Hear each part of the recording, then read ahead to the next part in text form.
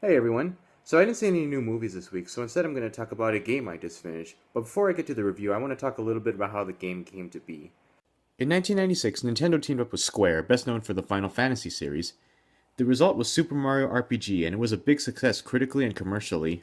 It was an interesting way to bridge the gap between the platforming elements of Mario and the complexities of an RPG. It was my first RPG, and I'm sure it was a lot of other people's as well. At the time, I didn't even understand the title. Super Mario RPG? What the hell does that mean?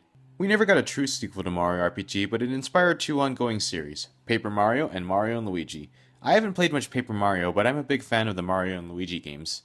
The first installment of the series, Mario and Luigi's Superstar Saga, was released in 2003. I consider it one of my favorite games. It's a lot like a traditional turn-based RPG, the main difference being the ability to dodge attacks during your opponent's turn. This is neat because it makes battling different enemies more unique and helps prevent the system from getting too repetitive. Part of the reason I like this game so much is that I've always preferred Luigi, and this is one of the few games featuring the two brothers that gives them about equal importance and emphasizes the difference in their personalities rather than just being palette swaps.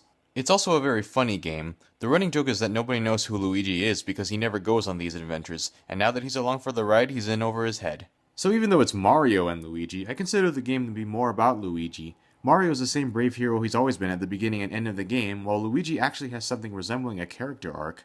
Two sequels followed on the DS, Partners in Time and Bowser's Inside Story. Both were good games as well, but didn't quite live up to the first one, at least to me.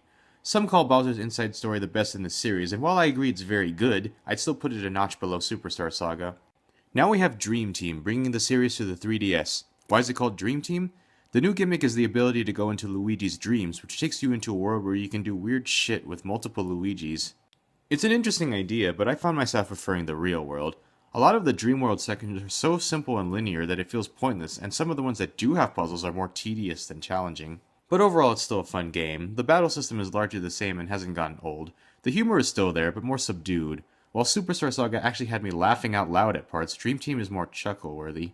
One mild complaint is how easy the game is. I'm not surprised that it's easy, the other games in the series were as well, but it seems like they consciously decided they would make this one even easier. For example, when you lose a battle, you could start it again with no penalty and then it proceeds to give you hints. I mean, the game's easy enough as it is, this really wasn't necessary. There is one thing about this game that's easily superior to the rest of the series, the soundtrack. The music was composed by Yoko Shimomura, who did the other games in the series in Super Mario RPG, and is best known for her work on Kingdom Hearts. Here she took advantage of the improved sound chip of the 3DS, and the result is a soundtrack you would expect to hear in a Final Fantasy game. To me, a good soundtrack is essential to games. Gameplay comes first, but soundtrack is up there. So Dream Team is a good game and comes recommended, but I'd say it's merely third best in the series, below Bowser's Inside Story and above Partners in Time. If you haven't played any of the games, I would recommend trying out Superstar Saga first, although you can jump in anywhere. Thanks for watching!